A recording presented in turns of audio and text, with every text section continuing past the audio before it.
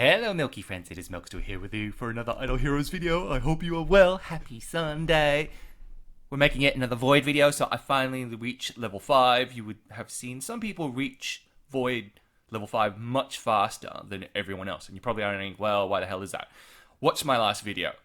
The reality is, if you want to clear these levels really quickly, there are certain ways to do it. And the key way to do that is to basically pick the tiles that basically have lesser bad guys, bad heroes. And to prove the point, I'm going to show you. And conversely, if you want to go slowly through all these different levels, God knows why, there are certain things you could do, like land and open these particular land of treasure or these normal treasure chest hexes. But let me show you what I mean. So, in a perfect game, if you just wanted to go quick, you would basically only do these tiles, these ones with the ruins, or these or blessings, or these ones that get you the crystals, and the crystals come in handy. There are, so as far as I can tell, two kinds of crystals you can get. You can get, I don't know if you can see that, you probably can't. So if I move this shit across, there are two types of crystals you can get from what I can tell right now, because I haven't been consciously landing on these crystal hexes. But the first kind of crystal basically converts all the heroes in a tile to basically puppets, which means you can attack them, the bad guys, for a lot less power. And where that is useful is in later Void Corruption stages. Let's say you get to Void 50 and you have to 2-shot, 3-shot those heroes. And so then, because you can't easily attack and kill them off, you probably set your Void Corruption level to a very low level. But now with this Crystal of Puppet, what you can do is you can crank the Void Corruption level all the way up, get the rewards associated with that level, but only fight much weaker heroes to get that very high level of loot. That's where Crystal of Puppet comes into handy. Crystal of Discovery is useless. And go watch my first video before this one to see why, or I've explained why. Basically, it's because these hexes that give you the lands of treasure, you should not be stepping on those. They don't really give you that great a reward. Anyway, today we're going to see what what level 5 Realmsgate has installed. So the first chest that we have to do, unfortunately, is a Land of Treasures one. There's no other way around it. But then what I think we're going to do is we're going to do the ruins, and we're going to do the crystals, and then we're going to do a puppet, and we're going to do a baddie. We're going to go the top way, basically. There's only two ways you can go. You can either go top route or the bottom route. So there's no real sort of picking at the end. I mean, the only thing that you might consider, if you're kind of worried about your lineup not being able to make it through, is look at the Lord at the end and work out the buff that you might get. So, like it says here, Light Force Heroes gets this buff, plus 30% HP, plus 15% attack. Because I run a Russell, that's good, and that's my key damage dealer. But the other thing to consider as well, when you're looking at puppets or like really hard nodes that you're worried that you might not be able to clear, is what your Seal Land buff is, right? When I say that, I mean, well, where here have you completed Seal Land? Because where you've completed Seal Land, you don't forget, you're going to get a 30% buff. It says here, it's like, for example, I've completed Fortress Seal Land 20. It says here to increase the damage against Shadow Void opponents by 30% in the Gate of Void. So that basically means, based on the literal translation of English, it looks like I get a 30% damage increase against Shadow Void opponents. I don't know if it's just Fortress dealing to Shadow, or if it's just all Shadow heroes overall. Based on the literal English here, it says to increase the damage against Shadow Void opponents by 30% in the Void Gate. So it looks like all my heroes do an extra 30% against Shadow Void opponents. And so that's the other thing to consider when you're looking at really, really hard bad guys. Where have you completed Seal Land? Obviously, this doesn't apply if you've completed all the Seal Lands, which is what I'm slowly striving to do. Like, I'm trying to get the Abyss one, and then eventually I'll be able to do the Shadow one, and then I would have completed all of them. Anyway, leaving that aside, Realmsgate. Like I said, the quickest way to go through this, and all the different levels, is basically, if you don't want to watch the first video, avoid this square, or this hex, and then only do this hex, and anything that has a mine on it. That's your quickest way through the levels. And why do you want to go through levels quick? Because it makes your Void Corruption go up even quicker. So we're going to set it to 14. Yes. And why do you want to set Void Corruption as high as you can get? Because you want to get as many rewards as possible. Void Corruption makes the bad guys you face harder, but it also gives you more rewards, right? So you want to crank Void Corruption up to the point where you can still one-shot a lot of heroes. Well, basically every hero. Anyway, let's do the video. I know you guys are tired of me talking, so we'll do the treasure. So we'll go here. And so if you're wondering how much each Void Corruption is worth, I think, based on my very sketchy math, and from what I've been able to tell from analysis, it's somewhere between 2 and 2.5 COTS, or Crystals of Transcendence. If you're new to my channel, I call these things COTS. So these COT space crystals is the other term that I interchangeably use. I know it's quite annoying, but these purple space crystals, or COTS, I think each Void Corruption level that you go up by, I think it gives 2.25, definitely not 2.5, 2.25 COTS, additional COTS, because at level 10 Void Corruption, you get 250 of these per normal battle, but now I'm on level 14, I get 259. It looks like it goes up by 2.25 COTS per level, Void Corruption level, so that's the only thing to keep in mind. And so with these normal treasure chest hexes, you're going to face 3 bad guys, and you're going to get 2 chests. I don't have an issue with facing the 3 bad guys. I do have an issue with the 2 chests, because the 2 chests, everyone wants the purple COT space crystals. Very hard to get. Very hard to get. So I'm going to go here. It's going to be a scroll or something useless like this, which I don't want. And it's going to cost you 10 Lumina Energy, which is super expensive. Go here. See? Just one. It's not worth it. Right? Just one scroll. I'd rather get either Prophet Orbs all the time, which are worth 450 gems each, or even 200 gems each, which is the other prize you can get, as opposed to just one shitty scroll. So we go here. These ruins are kind of worth doing. And I'll tell you why they're worth doing. One, it's because you only face 3 bad guys. So immediately, because in a normal hex, you face 5 bad guys. Here, you only face 3 bad guys. So the requirements of clearing the stage, in terms of how many Lumina energy you have to expend, are immediately lower. Right? So there we go. You only ever face 3, whereas normal hexes, you face 5.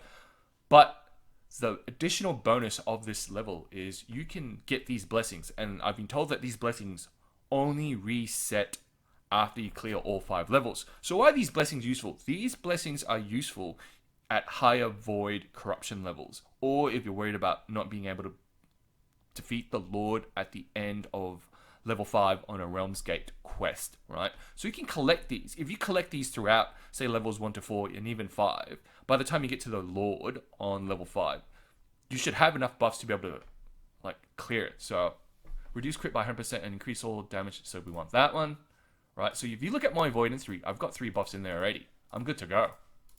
I'm not scared, right? So it looks like we might not actually have enough energy to get all the way to the end. But I'll get as far as I can and then do part 2 of this video. So here we go.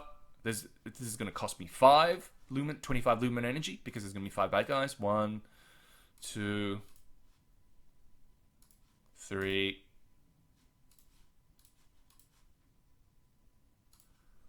It's a waste. These normal tiles. What a pain in the ass. Aye. If I could skip them, I probably would. 4. Oh, that's the 5th one, I believe. Because, yeah, if I look at my Lumen account, yep. That's the 5th one. So we're done with that one. We can jump back into the normal map as soon as my internet decides to catch up. Void Crystals, so we definitely want to do these. Again, because it's the quickest way to finish a hex.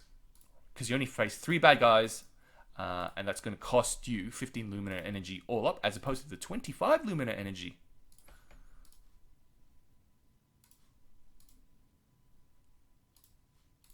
So we get that. Yep, fantastic. And on top of that, we get this crystal. And this crystal does not cost any Lumina energy, which is a bonus. So you get a reward without having to spend Lumina energy. All right, so what's the green one? green one. Void Phantom in this area drop an extra 50% of rewards. Ooh, so that's one we definitely do want. And that's one I can now add to my list of crystals. So if we go here, you can see there are now 3 different types. There are probably more, but I just haven't stepped on that particular hex enough to get all of them. So we won't use it. Hopefully these exploration items don't reset, because if they do, I will cry. I know the blessings definitely reset. Well, I don't know definitely, but I've been told they definitely do reset. So hopefully those crystals do not reset. So let's go here. Until obviously you use them. So if we go there, we go there, we go there.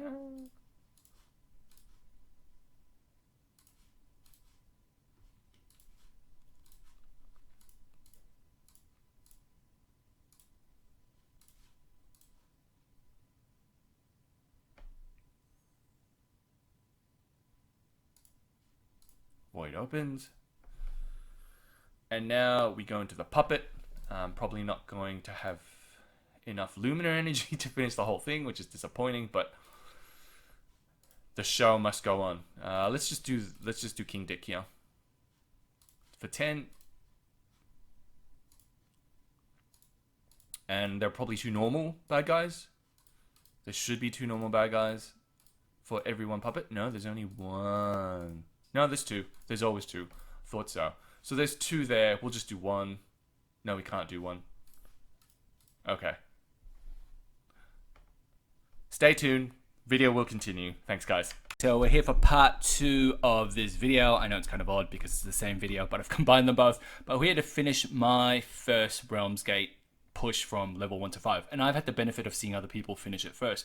And so basically what I have now been informed or told is that you lose everything in the inventory once you complete all 5 levels. So it's, if you got any of these crystals, like for example this one, or the other one, which is, if I go here, so if you've got that one, or you've got like this one that transforms bad guys into puppets, like you should just use it on level 5.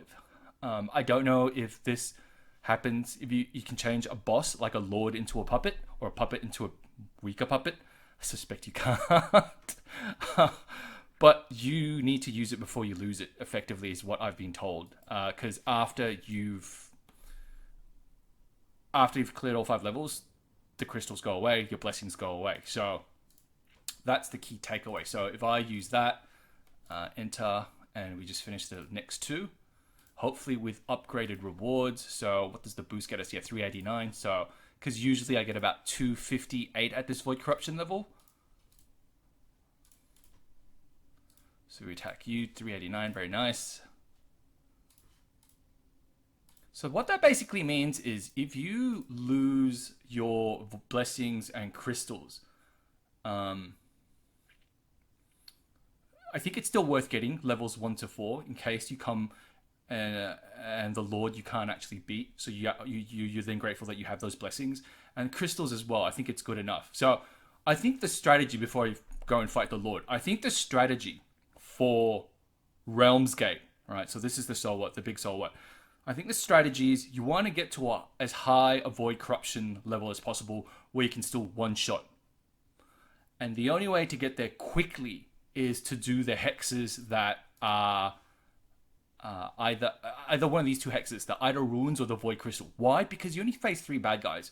And on top of that, you either also get a blessing or you also get a crystal that, based on what we've seen, there are 3 kinds of crystals. There's these 2 types, and then the green one that I showed you that basically gives you more reward every time you defeat someone.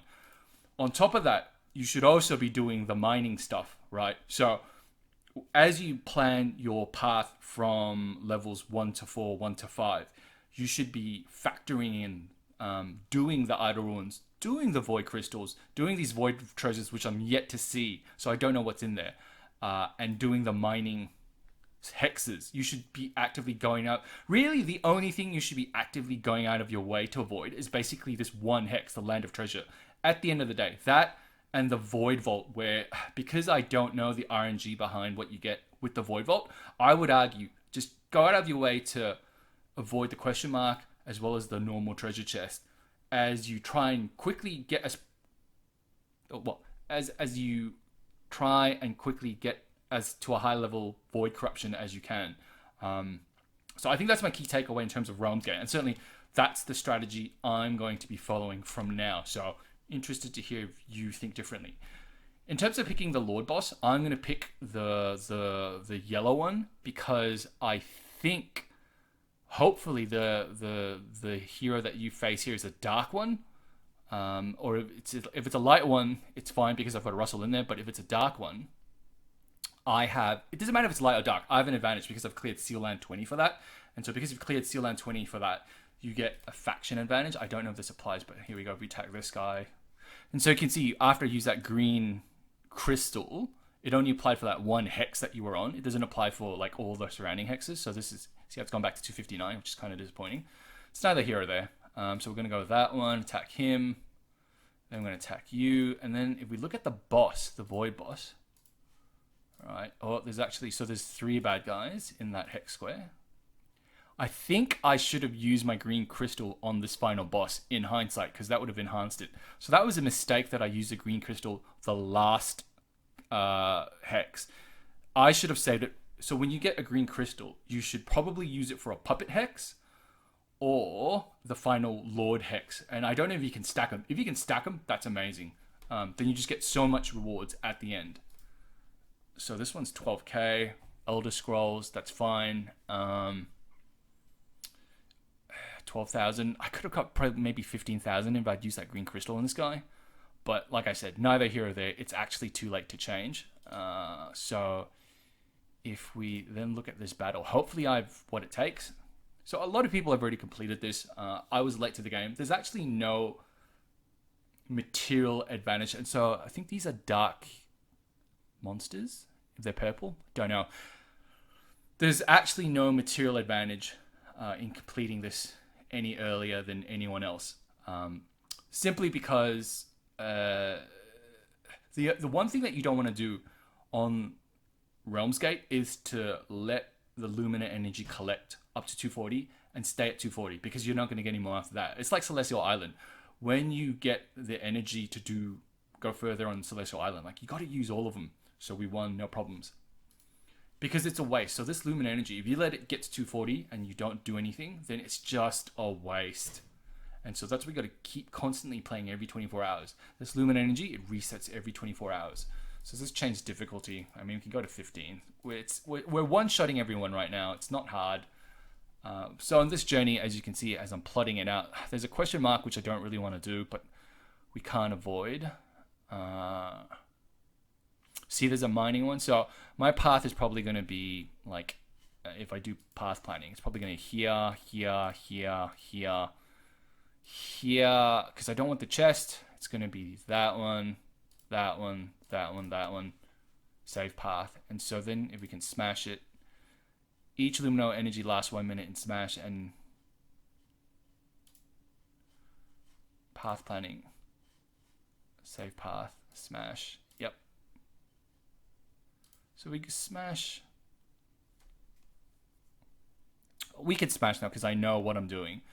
Oh, it takes an hour. Oh, that's interesting. So I've never smashed before. This is actually the first time I've smashed. So obviously it looks like if you don't have enough Lumina energy, it basically tells you how long it takes before it gets to where you want to get to. So it's going to take me, what, an hour and 12 minutes to save up enough Lumina energy and get to where I set the path to end, which is very interesting. Obviously, you want to smash all the way up to before the mining because the smashing doesn't actually do the mining for you. But that's the video, guys. So the takeaway is, like I said, you want to, I think, get to as high a void corruption level as possible. That still allows you to one-shot.